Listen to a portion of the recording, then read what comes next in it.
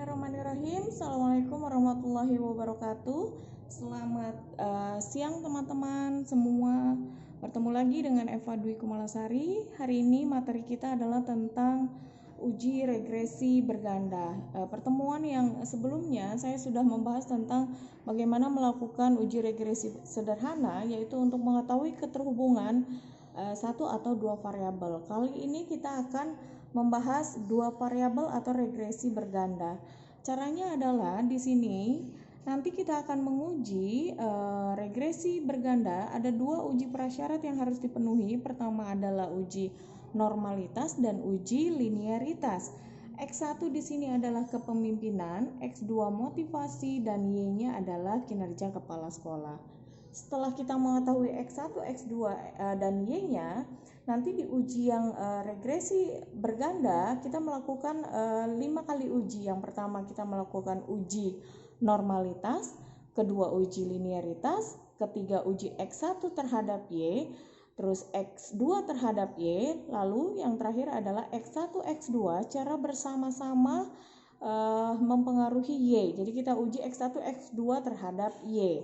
Baik teman-teman, kalau sudah ini datanya, setelah tahu datanya kita copy semua ini sampai ke bawah ya. Kalau sudah kita copy, kita langsung saja ke SPSS. Tidak lagi saya jelaskan bagaimana cara memasukkan karena memang dari awal sudah ya.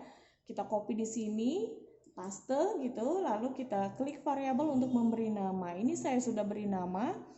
Ya, pertama itu adalah kepemimpinan adalah si X1, motivasi X2, dan Y-nya adalah kinerja kepala sekolah. Desimal kita buat 0, jangan lupa di measure-nya scale semua ya.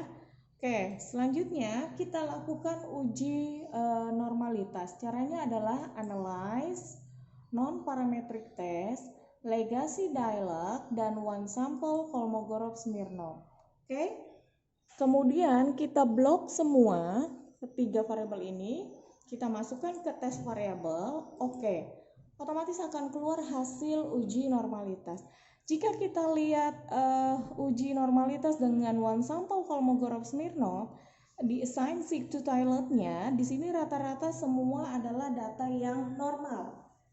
Data yang normal artinya kita lihat di sini assign sig to toiletnya di kepemimpinan 0,891, motivasi 0,831, dan capsec atau kinerja kepala sekolah itu adalah 0,914. Di sini kita lihat semua data kita setelah berdistribusi normal. Oke, selanjutnya kita kembali ke data, kita lakukan uji linearitas. Analyze, compare min. Kita kinerja kepala sekolah dependen, terus kita masukkan saja kepemimpinan bisa sekaligus keduanya untuk uji linearitas. Kita masukkan ke independent list, habis itu kita option, kita centang yang test for linearity, continue, oke. Setelah oke, maka hasilnya kita lihat di sini adalah dengan ANOVA table. Di deviation from linearity, kita lihat sig value-nya ini ada 0,058. Meskipun tipis, tapi kalau kita lihat dia sudah lebih besar dari alfa 0,05, artinya data kita sudah bersifat linear. Ini linear itu adalah datanya hampir mendekati semua, tidak ada outlier atau data pencilan. Selanjutnya, kita lakukan regresi berganda. Pertama adalah kita uji X1 terhadap Y. Analyze, regression, linear. Kepemimpinan, pertama kinerja dulu, dependent kita masuk ke dependent, kepemimpinan kita masuk ke independent, kita klik statistik kalau memang mau, ini estimate model fit, comparison, continue saja. Terus ada plot kalau memang kita mau ini dependent ke Y, zip rate-nya ini ke X, kita klik aja histogram dan normal probability plotnya. Continue, save tidak perlu, option juga tidak usah. Langsung saja oke. Langkah pertama X1 terhadap Y. Kita lihat hasilnya. Yang pertama kita baca adalah di tabel ANOVA A, ini significant value-nya 0,000, artinya lebih kecil dari alfa 0,05. Dengan demikian, terdapat pengaruh yang signifikan antara sifat kepemimpinan terhadap kinerja kepala sekolah. Lalu kita lihat di tabel koefisien, sama, significant value-nya adalah 0,000 juga. Lebih kecil dari alfa 0,05, maka H0 ditolak. Dengan demikian, semakin tinggi sifat kepemimpinan yang dimiliki kepala sekolah, maka semakin tinggi pula kinerja kepala sekolah. Kita lihat berapa persen X1 mempengaruhi Y, kita lihat tabel model Sumari.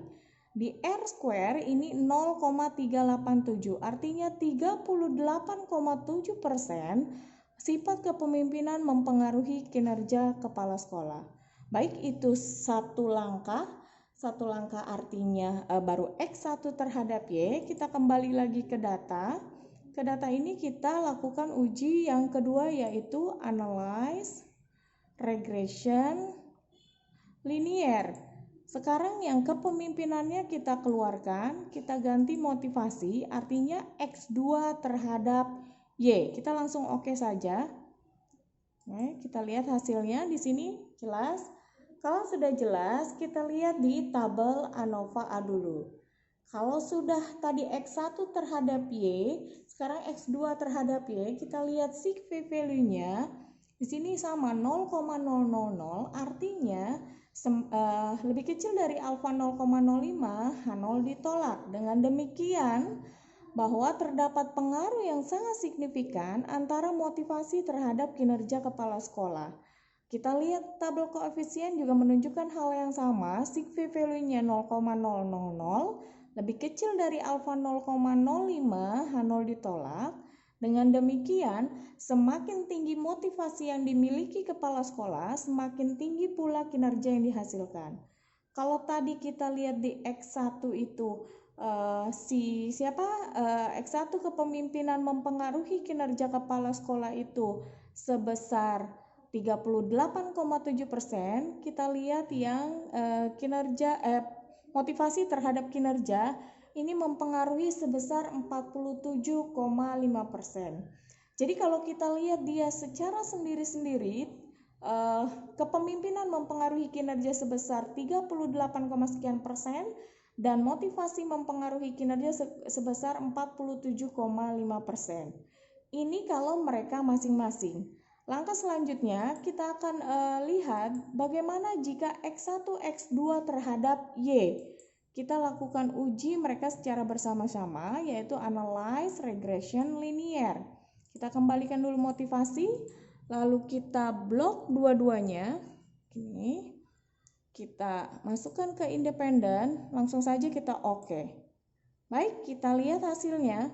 Di tabel ANOVA A ternyata significant value-nya 0,000, lebih kecil dari alfa 0,05. Dengan demikian, terdapat pengaruh yang signifikan antara kepemimpinan dan motivasi secara bersama-sama mempengaruhi kinerja kepala sekolah. Kita lihat tabel koefisien juga seperti itu, hasilnya 0,000. Artinya, semakin tinggi sifat kepemimpinan dan motivasi secara bersama-sama mereka mempengaruhi kinerja kepala sekolah. Jika kita lihat model sumarinya, prosentase jika kepemimpinan dan motivasi secara bersama-sama mempengaruhi kinerja itu sebesar 70,1%. Artinya apa? Jika mereka secara bersama-sama mempengaruhi kinerja, maka prosentasenya lebih besar. Artinya, seorang kepala sekolah harus memiliki sifat kepemimpinan dan motivasi, sehingga barulah tercipta kinerja yang bagus gitu. Jadi inilah regresi berganda. X1-nya adalah kepemimpinan, X2-nya motivasi, Y-nya adalah kinerja kepala sekolah. Baik teman-teman, itulah tentang regresi berganda dengan dua uji prasyarat, yaitu normalitas dan linearitas. Sampai ketemu lagi di tema-tema yang berbeda. Assalamualaikum warahmatullahi wabarakatuh.